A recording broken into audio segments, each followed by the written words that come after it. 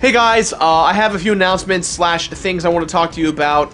In the event that you just want to skip ahead to the episode and don't care about what I have to say, that's fine. Click the link right here or jump to the time code you see listed. There's a lot of information I want to talk to you about, so it's going to be a long one. Feel free to skip ahead if you want, just to get to the meat and potatoes. No big deal. Today, I'd like to talk to you guys about three things: sponsorships, Patreon, and community events. So, let's start off with sponsorships. And I just kind of wanted to give my 2 cents as to why or why we don't take brand deals. The Completionist does not take brand deals from gaming companies to play games. Now, we did this a few times, once or twice in the beginning, and the experience never turned out as good as we had hoped. I know a lot of you guys are going to ask yourself about the times in the past when we have received games early, like with Nintendo and Hyrule Warriors recently. Well, technically speaking, we're considered press, and the game companies don't pay us or critique us. They give us the games, so we'll critique them. And when those contracts do come through, I fight to ensure that our views are not silenced, and we get to say whatever we want about the game. 100% transparency with them, and 100% transparency with you guys. Love it, hate it. It's the developer's job to make sure the game is fun, and it's our job to make sure that they did their job. Yeah, with that said, in the event that we do take brand sponsorships, they will not be from gaming companies. They'll most likely be from places like Audible.com or Dollar Shave Club. Now, why should we take these brand deals, right? Doesn't this seem a little disingenuous about the whole situation? Well, here's the deal, guys. The reality is YouTube AdSense is not great, and sometimes brands are able to pay high top dollar amounts that equate to months and months of work. And aside from Greg and myself, we operate 4 YouTube channels with a staff of 9 people. So as you can tell, we have a lot of overhead. And I can promise you that any and all brand deals that do come through That One Video Gamer will not affect any of the content that you see. And I just want to be transparent, 100% honest with you guys. Next, I want to talk to you guys about Patreon. Now, before all of you guys roll your eyes about, oh, another YouTube channel that's begging for a handout, let me be clear that we were actually one of the first YouTube channels to beg for handouts. We were one of the first ones on Patreon. We've worked with them closely. We've been doing it since January of this year, and this is the first time we're making it publicly known on YouTube that we do have a Patreon. Patreon is like Kickstarter. You can support your favorite content creators, except for us, it's a weekly service that we deliver rewards to you guys. Things like exclusive live streams, background arts for your desktops, behind the scenes footage, scripts, all of that kind of fun stuff. This Patreon we created covers all of our channels that we produce, so that means the Completionist and That One Video Gamer, the National Dex, which is a Pokemon channel that I co-produce, Super Beer Bros, which is our informative Let's Play channel, and our newest channel to the That One Video Gamer family, Super Scope Show, which is a fake video game news show that takes place in the world of the games they talk about. So, we have a lot of people asking us how they can help, and Patreon is the best way to do so. A few of you, I'm sure, are thinking, hey, what if we don't have money and we can't help? Well, you know what? Don't worry about that. It's no big deal. No matter what, whether or not you help towards donating to the channel, it doesn't matter. Nothing changes. We're still going to produce our best content for you guys. But there is one thing I do want to talk about in regards to the community, and that's embracing the Team Beardman That One Video Gamer community as strong as we can. From here on out, I'm going to be linking our Twitch account to YouTube, so you're going to see a lot more live streams happening daily, every single week, Monday through Friday streams, and we're going to have a lot of different programming planned just for you guys. So for instance, when this video goes live, in the evening, you're going to be seeing, for our Friday slot, Friday Night Fights, where you guys can play against me and my community members live on Twitch on different various fighting games. Today we're going to be doing Super Smash Bros. 3DS, so I'll be there battling everyone and anyone who wants to join us. Will I be there every single time? No, but you will see a lot of people who do help make the Completionist. Greg, Alex, and you're going to see a lot more of the behind-the-scenes people like our office manager Michael Santel and Mark Carr, who is now the editor of the Completionist. Everyone say hi to Mark Carr. Little clap. He did the Mario Galaxy episode last week, and he was great. I'm very happy to see where the show's going. I hope to see all of you guys in our attempt to foster a positive community despite the dark cloud that's currently surrounding the gaming sphere. You guys all know the headlines, you know there's a lot of controversy going on, and I think that now more than ever, we do need to make a positive effort towards the one thing we all love and care about, and that's video games. So that's a lot of stuff, guys, and I know this is going on for way too long, but thank you for supporting us. Thank you for taking the time to listen to me. I do not do these types of announcements often, so I wanted to make sure that we shared it and got it to you guys sooner rather than later. So with that said, this week's review. Let's start it up. This is just hand movement. I don't know what else to say. Thank you. Seriously, thank you. Yes!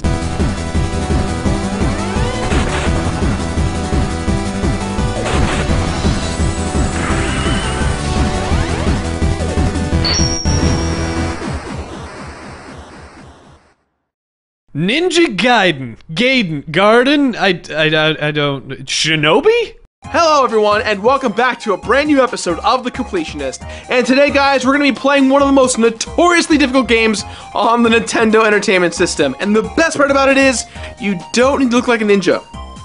Although I'm sure that if you did look like a ninja might judge you for not looking as ninja as that ninja. Hashtag ninja judgment.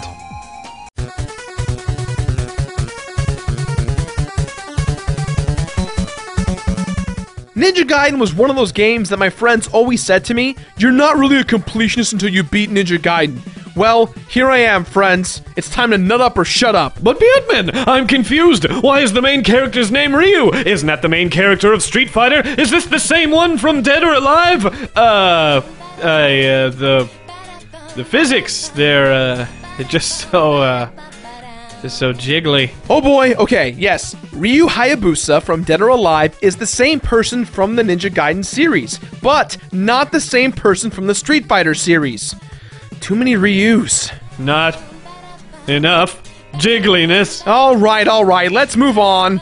Okay, wait, just hold out. Go! Come on!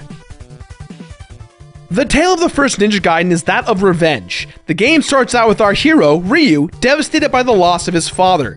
Ryu finds a letter written to him by his father informing him that he had a life or death duel, and that if he does not come back, Ryu is to take the Dragon family sword and take it to the United States and give the sword to an archaeologist named Walter Smith. Hello there, I'm generic American named archaeologist Walter Smith. Wait a second, are you the fighter from the streets? The aptly named Street Fighter? Playing through the first level, a woman has been following Ryu and shoots him with an anesthetic. When he comes to, the woman gives him a little demon statue. Going further into the game, Ryu hands the statue over to Walter. Walter reveals that there's an evil power that's stored between two statues, shadow and light statues. From here, well, I don't want to give too much away, but essentially, Ryu gets captured by the Special Auxiliary Unit of the Central Intelligence Agency. That's right, he gets captured by the CIA. Foster, the man in charge of the unit, explains Walter and Ryu's father's past activities as they found an ancient temple that had a great evil. They sealed the temple, and the two statues are the key ingredients in keeping everything in check. Yet there's an evil force named the Jakao, I think it's a guy named the Jakao. There is an evil thing called the Jakao. It's trying to lift the seal and awaken the demon. Did you say Jamiroquai?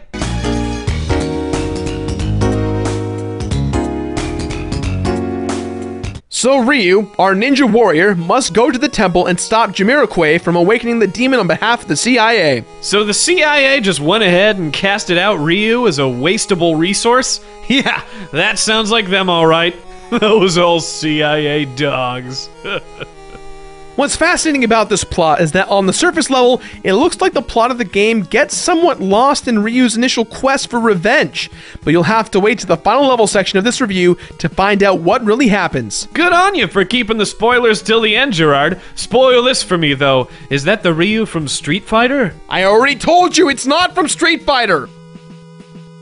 A lot of the visual presentation of Ninja Gaiden reflects influences from other NES titles. But then again, a lot of games of the NES era did that, and it's not necessarily a bad thing.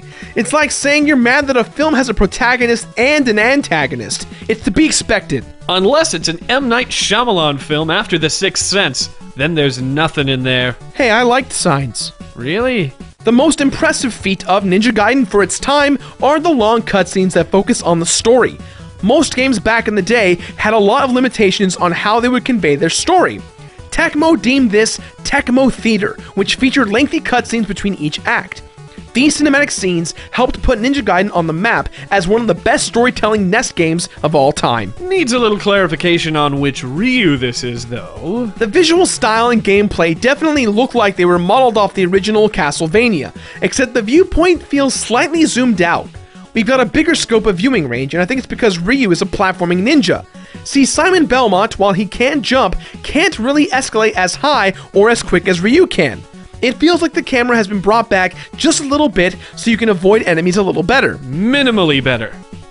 Minimally better. You also have the same issue of enemy and level clipping, but I think that just stems from the technology of the past. The soundtrack of Ninja Gaiden has got to be one of the best ever created on the Nintendo. Everything is incredibly layered and well placed, with moments of early techno. Ninja Gaiden's soundtrack is responsible for techno? Tecmo Techno!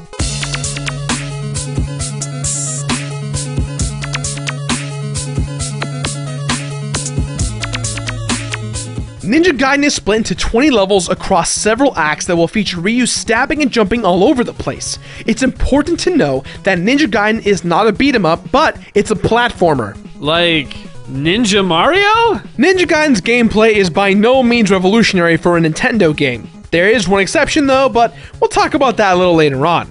Similarly to Castlevania, you've got a life bar, lives, a timer, and even a number bar that represents your energy that gets used when you find different power-ups hiding amongst the different lamp-based objects. This sounds entirely like Castlevania. A few of these power-ups look the same. Well, not quite. I don't know, they're different enough, but they're also pretty similar. Kinda like those Ryus. I mean, I can't really argue that. It is very similar to Castlevania, and it was intentionally designed this way. But where the game excels over Castlevania is the fact that you are a ninja. Your ninja skills become an elevating experience, as you'll need to platform to glory. Ryu can jump with a nice spin animation, but the height of the jump is low and on purpose. The reason being is that you can use walls and platforms to latch onto and jump from one side to another in order to get to where you need to be. You said earlier that the game was similar to Castlevania, but with one exception. What's the exception? Well, Castlevania is hard, right? Except when you compare it to Ninja Gaiden is notoriously more difficult. The enemy placement is pretty chaotic, and getting hurt at the most inopportune moment will cause immediate death. If you climb a ladder and then get hit by an enemy and fall off, you die instantly, and every level gets more difficult. Gerard, you seem to be doing just fine. Go Ninja! Go Gerard, go Gerard, go! Go Gerard, go Gerard, go! Go Ninja, go Ninja Rod! Go Ninja Rod, go Ninja Rod, yo! That's because I practiced a lot. It took me several hours to get good at this game. But see, with all this difficulty attached to it, the boss fights are an even bigger pain in the ass. But that's kind of true until you figure out that every boss has a power-up or method of killing them that makes everything go by way quicker. Yo, he's jumping, he's flying through the air, look how he goes. He's so cool, throwing his ninja stars and doing his thing with the stuff and the thing with the stuff. Yeah, with all that out there is no completion bonus, so if you beat the game, you completed the game. Hooray! You know, sometimes it's nice to play a game that does not have a completion bonus. You have no idea how much less stressful it is for me. Go Gerard, go! Go Gerard, go Gerard, go!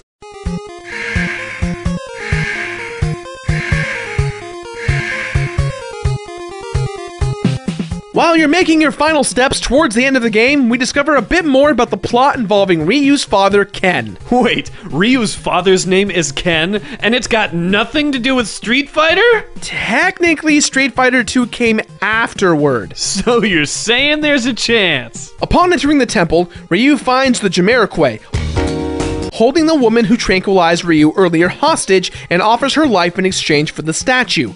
Ryu is then trapped and sent into the depths of the temple. Fighting his way back to the top, we must battle Bloody Malith, the man that dueled Ryu's father and won. Upon his defeat, we find out that Ken is actually still alive, and he's been possessed by an evil being. Hello, Ryu. Wait, are you the same Ryu from Street Fighter? We get to the center of the temple, and the evil demonic being wants to fight. This is the beginning of many fights, but they all push the plot forward. Upon freeing Ryu's father, the Jamiroquai attempts to kill Ryu, but his father jumps in the way of the blast to take the hit. Fueled by rage, we must defeat the Jamiroquai, and if you're good at the game, you will. However, during the eclipse that occurs, the statues then release the demon that was sealed by them all those years ago, and it's now time to kill that demon. So you really aren't a Street Fighter guy? The defeat of the demon leads to the temple collapsing. Ken, with his dying breath, tells Ryu to leave him there in the temple and to go get the girl, the statues, and himself out of there before it's too late. As Ryu and the women escape, Foster calls the woman and tells her to kill Ryu and take the statues. But for some reason, she chooses to be with Ryu romantically. The two of them kiss, and the woman reveals her name finally. This feels like the ending of a ninja film in the 1980s. Yeah, no kidding. Go ninja rod, go ninja rod. Yeah, chick. What? Yeah.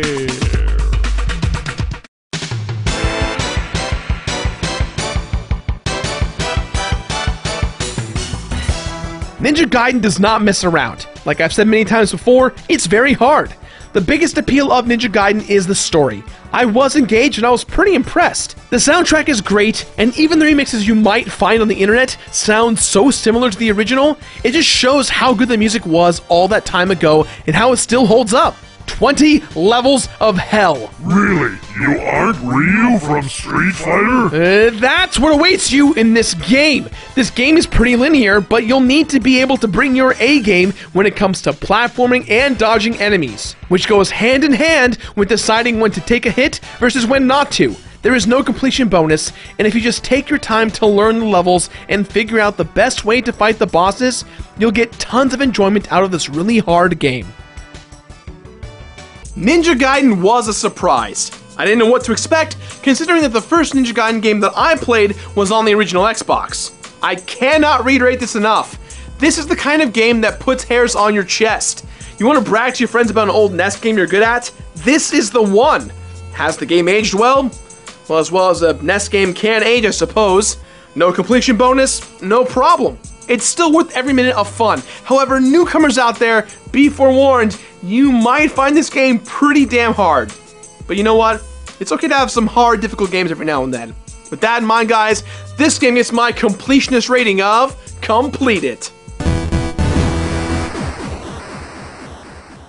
Complete it! And after you complete it, don't forget to subscribe. Don't forget to check out our most recent videos. And it's Friday, which means we got another new Spotify playlist for you waiting over at thatonevideogamer.com. Link in the description below. Back to you, Gerard. That song won't be a part of the playlist.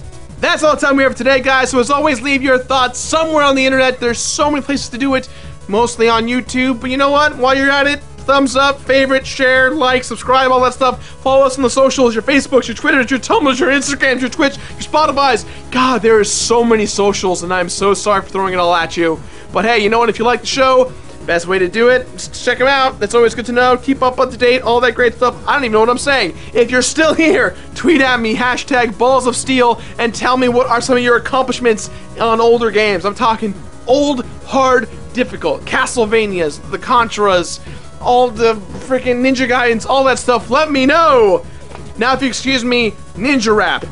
It's in the script, I don't know what that means, but we're gonna figure it out. Ninja Rap, go! 1, 2, 1, 2, 3, 4. Go Gerard, go Gerard, go. Go Gerard, go Gerard, go.